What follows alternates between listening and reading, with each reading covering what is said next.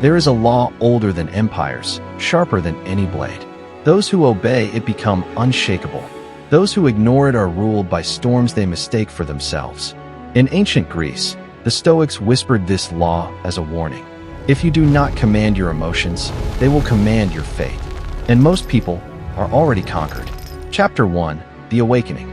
He wakes up every morning with a phone already in his hand. Before his feet touch the floor, his mind has been hijacked by news, messages, comparisons, anxieties, and half-formed fears. Someone didn't reply. Someone else is doing better. The future feels heavy. The past feels sharp. By noon, he is exhausted, not from work, but from reacting. A small criticism from a co-worker ruins his focus.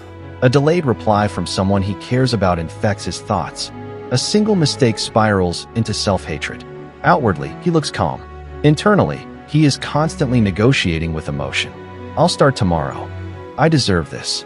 I can't help how I feel. And because he believes that last lie, his life never changes. Marcus Aurelius, emperor of Rome and student of Stoicism, wrote something quietly brutal in his private journal. You have power over your mind, not outside events. Realize this, and you will find strength. Not comfort, not happiness, strength. Because the Stoics never asked how you felt. They asked who was in control. Chapter 2. The Ancient System. To a Stoic, emotions were not enemies. They were weather. Anger was a storm. Fear was fog. Desire was heat. Sadness was rain.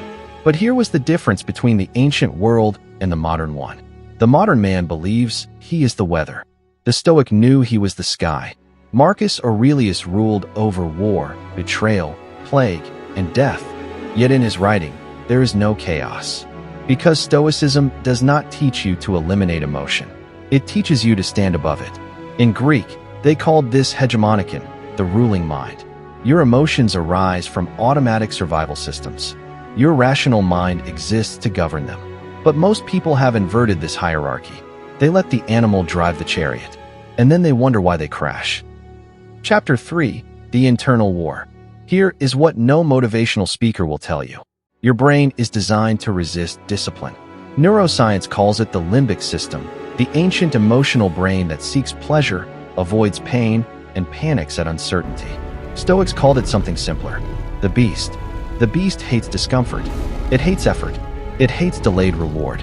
So when you decide to train, to study, to stay calm, to not react, the beast sends emotions as weapons.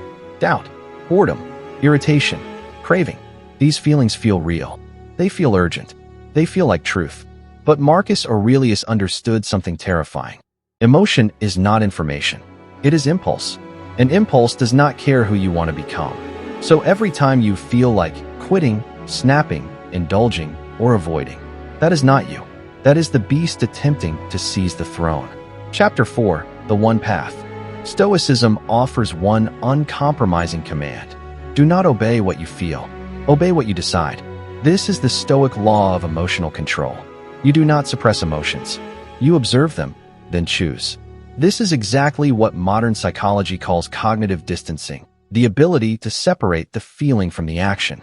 But the Stoics were doing it 2,000 years ago. Marcus Aurelius trained himself to pause between stimulus and response. Insult arrives. Pause. Choose dignity. Fear arrives. Pause. Choose courage. Desire arrives. Pause. Choose discipline. This pause is where your identity is forged. Most people never pause. They react. And reaction is slavery. Chapter 5. Practice without gaps. Stoics compared the mind to a fortress. Every time you give in to emotion, you leave a gate open. Every time you stay calm, you pour more stone. Neuroscience confirms this. The brain rewires itself based on repeated behavior. Impulse strengthens impulse. Discipline strengthens discipline. You do not become emotionally strong by feeling strong. You become strong by refusing to be ruled. Like fire tempered into steel, each moment of restraint changes who you are. Not once, but always. No gaps. A fortress does not become strong because of one heroic wall. It becomes strong because every weak section is reinforced, day after day, until no crack remains. In the same way, your mind is shaped not by your biggest victories, but by the smallest moments where you choose not to collapse. Each time you resist, Neurons fire in new patterns, carving discipline into your nervous system. You are not practicing control. You are becoming control. Chapter 6. Pre-solutions. Stoic warriors did not wait for chaos. They rehearsed it. They imagined insult, loss, betrayal, failure, so that when it arrived, it was already familiar. This is called premeditatio malorum, premeditation of adversity. In modern life, this looks like you decide how you will respond to stress before it happens. You decide how you will react to temptation before it appears. You decide who you are before emotion tries to bargain. Identity pre-decides behavior. Emotion can no longer negotiate. To the Stoic mind, surprise is the enemy. What catches you unprepared is what breaks you. But what you have already imagined loses its power. When you rehearse adversity, you steal its emotional teeth.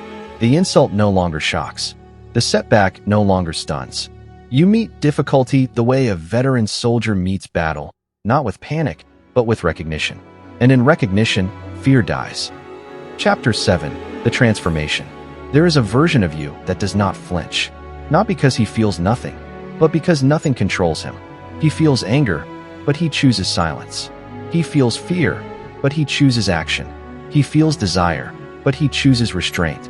This is the Stoic self. Marcus Aurelius believed that every man is born twice, once into the world, and once into self-mastery. The second birth is quiet. No one applauds it, but it changes everything. This second birth does not arrive with fireworks. It arrives in moments no one sees. When you walk away instead of exploding, when you keep going instead of giving in.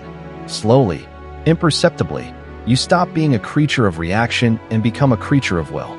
You begin to move through the world with an inner stillness, a gravity that others feel but cannot name. That is the mark of the Stoic. If this philosophy resonates with you, subscribe for more lessons. And the path of Greek Stoicism, here on Marble Mind.